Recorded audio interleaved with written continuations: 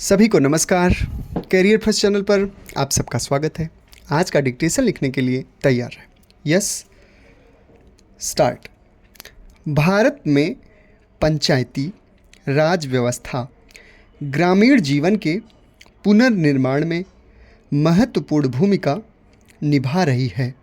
ग्राम पंचायत ग्रामीण क्षेत्रों में शासन प्रबंध, शांति और सुरक्षा की एकमात्र संस्था रही है। महात्मा गांधी की मान्यता थी कि भारतीय ग्रामीण जीवन का पुनर्निर्माण ग्राम पंचायतों की पुनः स्थापना से ही संभव है।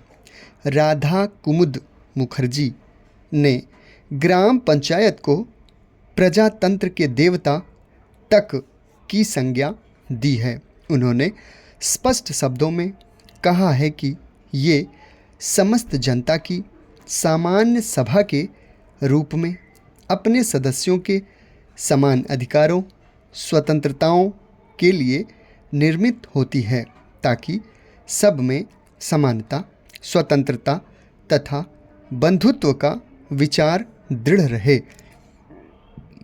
भारत में पंचायती राज का वर्णन प्राचीन ग्रंथों ऋग्वेद तथा अथर्ववेद में मिलता है। पंचायती व्यवस्था के प्रारंभ का श्रेय राजा पृथु को जाता है। वैदिक काल से ही ग्राम पंचायत को एक मौलिक इकाई के रूप में स्वीकार किया जाता रहा है। जातक ग्रंथों में भी ग्राम सभाओं का वर्णन मिलता है। उत्तर वैदिक काल में राजनीतिक सामूहिकता का योगदान महत्वपूर्ण रहा है। लघु गणराज्यों के रूप में हिंदू मुस्लिम तथा पेशवा शासन काल में ग्राम पंचायतों का विशेष महत्व था। अंग्रेज़ों के आगमन के पश्चात भी ये पंचायतें ग्रामीण प्रशासन की महत्वपूर्ण इकाइयों के रूप में अपनी भूमिका निभाती रही हैं।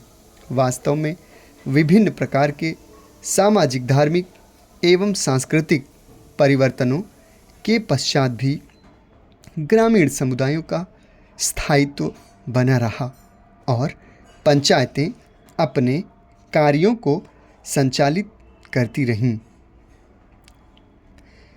भारतीय ग्रामीण पंचायतों की उपयोगिता को अंग्रेज़ों ने भी माना, परंतु उनकी नीतियों के कारण धीरे धीरे ग्रामीण पंचायतों का महत्व कम होता गया।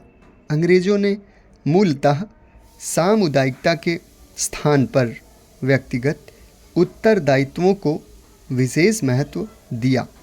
इस दृष्टि से यह कहा जा सकता है कि पंचायती राज का अंग्रेज़ों के शासनकाल में ह्रास होता गया एवं वह पतन की ओर अग्रसर होता गया।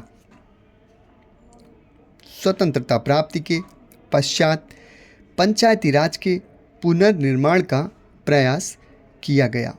महात्मा गांधी के विचारानुसार कि प्रत्येक ग्राम एक छोटा गणराज्य हो जो पूर्णतया आत्मनिर्भर हो, उसे किसी भी आवश्यकता के लिए दूसरों पर निर्भर न रहना पड़े। इस विचार के क्रियान्वित करने हेतु संविधान की धारा 50 में यह व्यवस्था की गई कि राज्य ग्राम पंचायतों का संगठन करेगा और उनको समस्त अधिकार प्रदान करेगा, जिससे वे स्वायत्त शासन की इकाइयों के रूप में कार्य करने के योग्य हो जाएं। इन सभी बातों को ध्यान में रखते हुए शासन का विकेंद्रीकरण करने हेतु विभिन्न राज्यों में ग्राम पंचायतें स्थापित की गईं। ग्राम पंचायतें इस उद्देश्य से स्थापित की गईं कि वे अपने अपने क्षेत्रों के विकास हेतु कृषि उत्पादन, सार्वजनिक निर्माण एवं कल्याण कार्यों के क्षेत्र में विभिन्न योजनाएं बनाएंगी और उन्हें जन सहयोग से क्रियान्वित करेंगी। समाप्त। धन्यवाद।